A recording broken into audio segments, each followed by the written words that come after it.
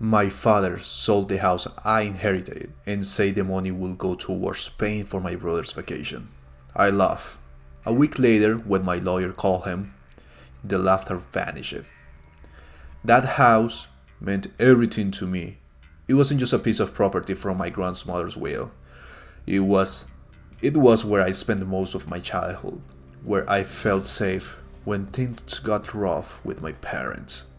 My grandmother was the only one in the family who truly cared about me. She practically raised me, while my parents were too busy with their own lives and too focused on my younger brother, Adam. She was always there for me, making me feel like I mattered. When she died, she left me their house. It didn't surprise me. My parents rarely visited her and never lifted a finger to help her when she was sick. Adam, their golden child, didn't care either. At 24, he still lived at home, unemployed, but somehow full of potential in my father's eyes. I had long accepted that I was a forgotten child, the one who had to make it on their own. But I never thought it would come to this. One afternoon, I decided to stop by the house just to see it. I hadn't moved in yet. I already had my own place, but I liked knowing it was there, waiting for me. But when I arrived, something was wrong. There were cars outside. Not mine, not my grandmother's, but someone else's. I walked to the door and rang the bell. A man in his 30s opened the door, with a woman standing behind him. They looked confused. "Can I help you?" the man said. "Yes, this is my house. Who are you?" I replied. The woman let out a nervous laugh. "We bought this house last month from the owner." I felt I was punched in the stomach. "What?" I say. The man crosses his arms. "We bought it legally. What's the problem?" My mouth went dry.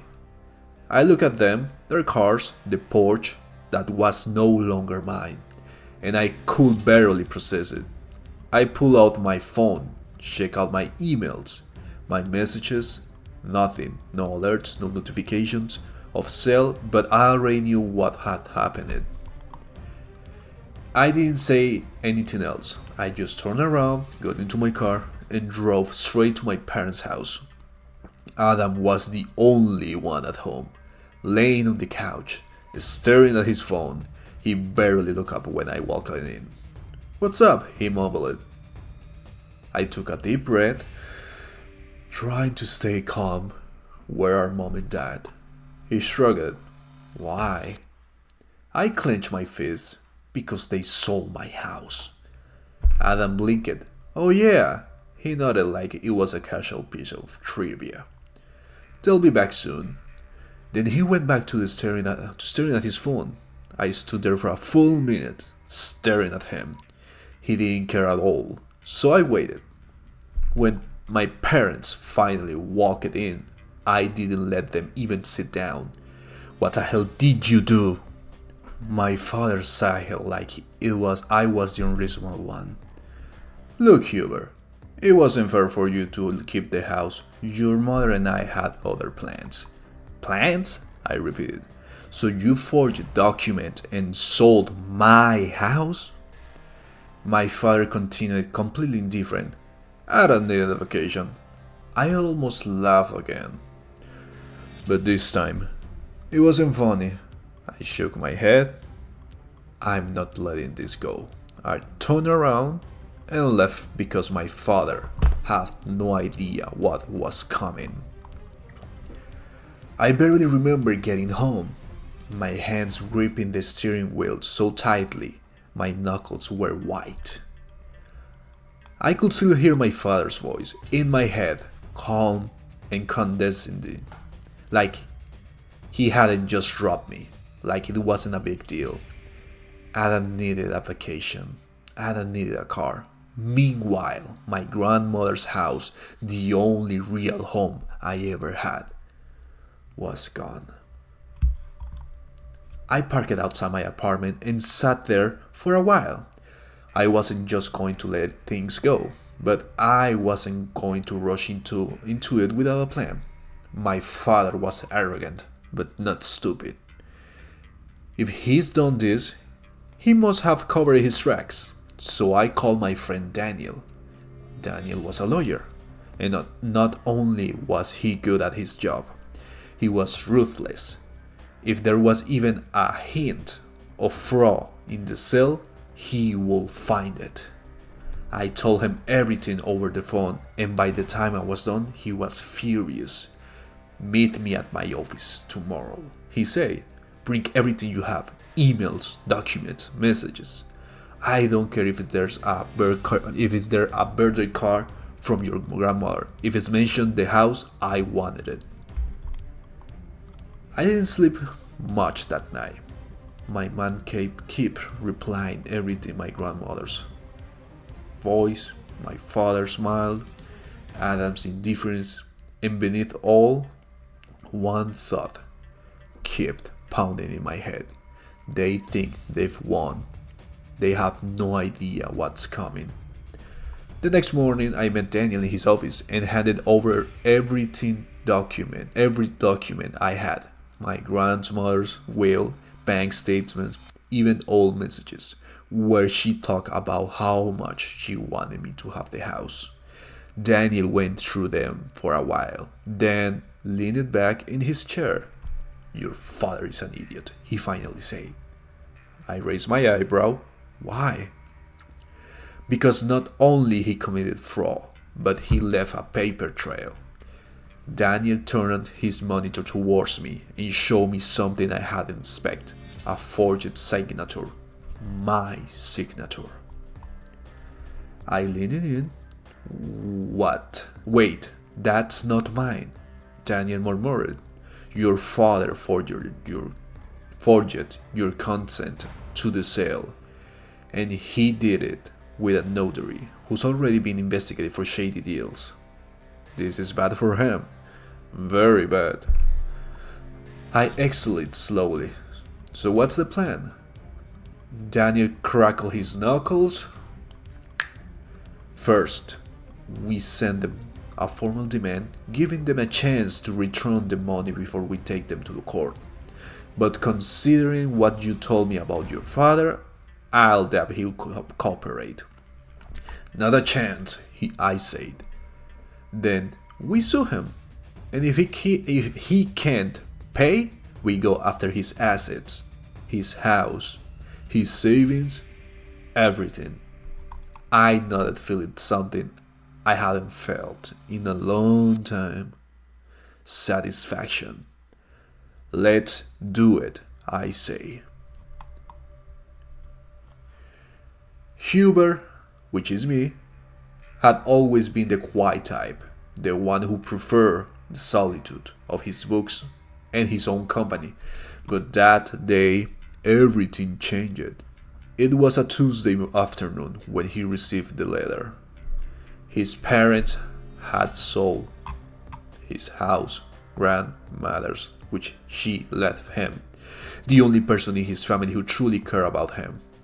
His father forged his signature and did it all to pay for his brother's vacations. The betrayal cut deep, and Hubert's hands trembled as he read the details over and over again. He called his lawyer, Daniel, a college friend who had always been there for him. Daniel listened to his tone, calm but firm. Hubert, this is serious. Forgery is a crime. Are you ready to take this to the court? Hubert hesitated. It was his family after all. But the anger boiling inside him left no room for mercy. Yes, I'm ready. I knew my father wouldn't return the money. He was too arrogant to admit he had done something wrong. To him, I was always a problem, an obstacle in his ideal version of a family where Adam was the perfect son, and I was an inconvenient detail. But this time, he had made a mistake too big to ignore, and I will make sure he paid for it. That same day, Daniel prepared for the formal notice, sent it by email, by postal mail, and even made sure a court officer delivered it in person. I almost wished I could be there to see my father's face when he received it, but I knew what his reaction would be: contempt, maybe even laughter. He thought he could treat me like I was nothing without consequences. He believed he would get away with it. 2 days later, I received a call. It was my brother. "Hubert, why are you doing this?" He asked me. She asked me. Exasperated, I pressed the phone against my ear. "Do you really want me to explain to you?" "It's just a house," she insisted. "Your father and I made that decision because we thought it was the right thing to do. You already have your own apartment. Hubert, you didn't need that house." I closed my eyes for a moment, trying to control my rage. "Didn't need it? You're talking about the house where I grew up. The house my grandmother left me because she knew you two never care about her. You two never care about me, and you sold it to pay for Adam's vacations. Does that sound normal to you?" "It's not that simple." "It's exactly that simple," I interrupt her. "You forged my signature. That's a crime." My mother was silent for a moment, and I knew she understood I was right, but in the end she just sighed and murmured, "You've always been so dramatic." I hung up. There was nothing more to say. The deadline to respond to the notice passed without my father's making any attempt to reach an agreement. No surprise, really. He believed I wouldn't have the guts to take this further, so Daniel filed the lawsuit. The reaction didn't take long. The next day, Adam sent me a message. "Adam, seriously? You are going to sue your own family over an old house? How ridiculous." I laughed without humor. Adam, who had never had to fight for anything in his life, thought I was overreacting. He had no idea what I was like to have the only thing you truly care about taken from you. I didn't reply. He didn't deserve an answer. But my father didn't stay quiet. By the end of the week, Daniel received an email from my father's lawyer, a mediocre lawyer, probably a family friend who took the case to try and intimidate us. The email says something like, "My client denies all allegations and allegations. The property was sold legally, and any attempt to challenge the sale will be treated as a harassment and defamation." I showed the email to Daniel. He read it, rolled his eyes, and burst out of laughing. "He's lying. If he was so sure, he wouldn't be already present documents providing the sale was legitimate, but he can't because the signature is fake." So we proceed with the lawsuit, no doubt.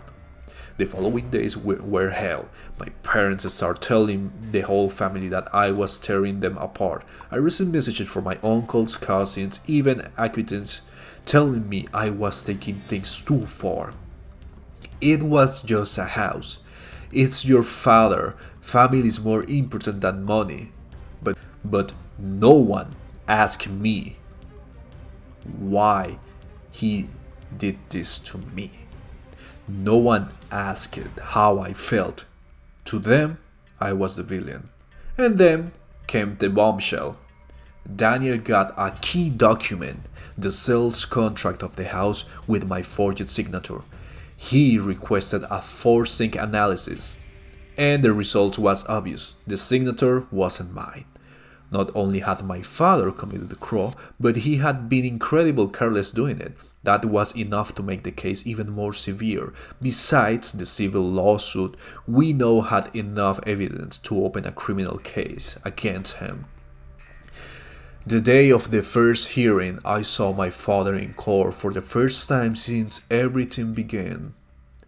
He was sitting next to his lawyer with a look of annoyance, as if all of this was a waste of time.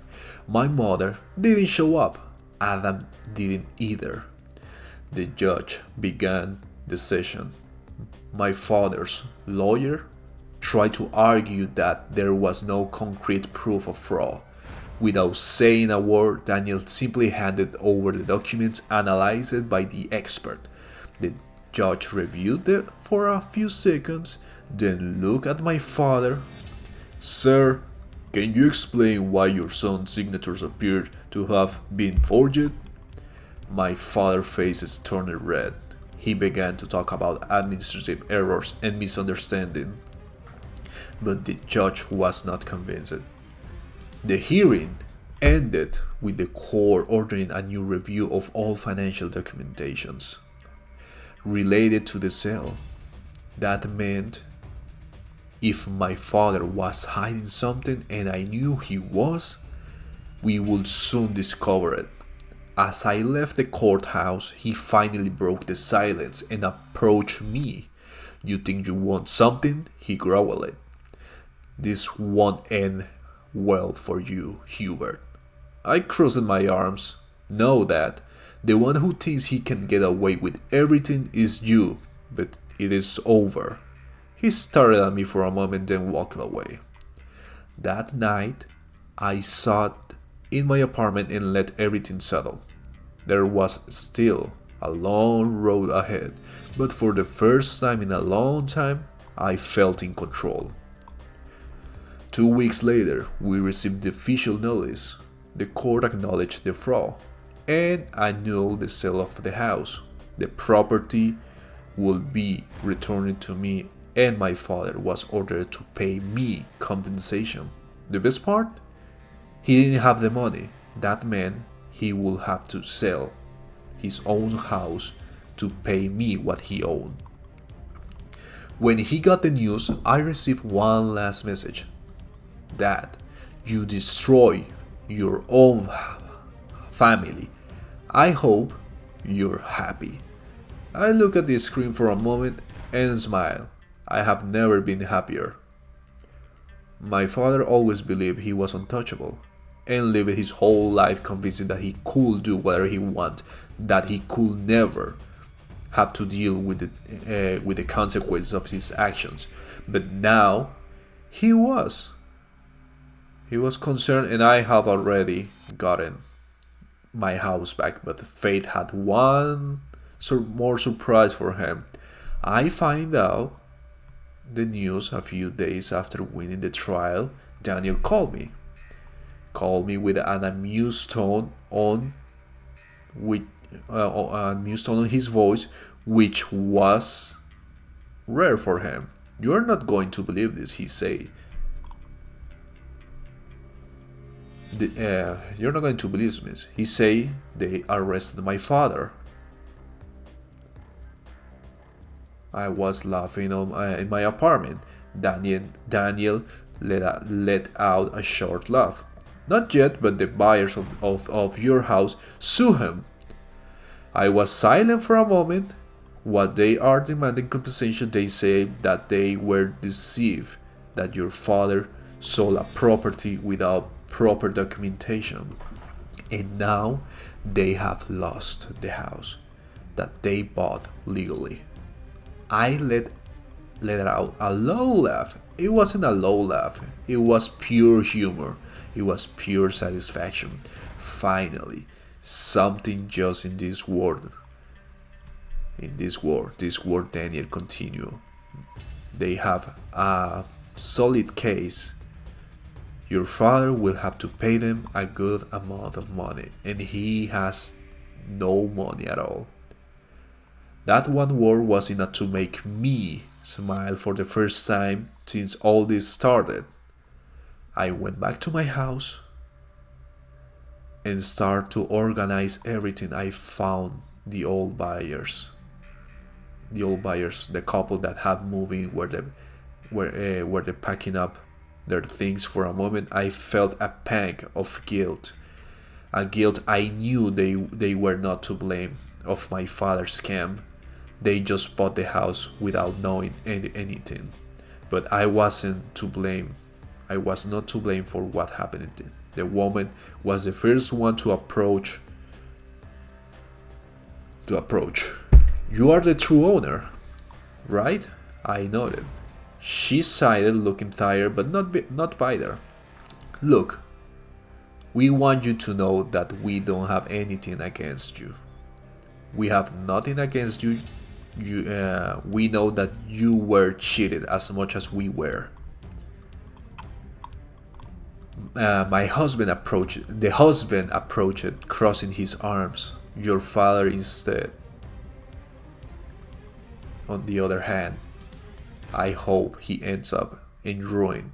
I let out a short laugh. I let out a brief laugh. I can agree to that, according to what they explained to me, that they were suing my father for financial and emotional damages. They have spent a lot of money on the purchase. They move in, and the renovations they start to do all for nothing. They were without a house and without the money that they invested. It's not your fault, the man said, but someone has to pay. I nodded slowly.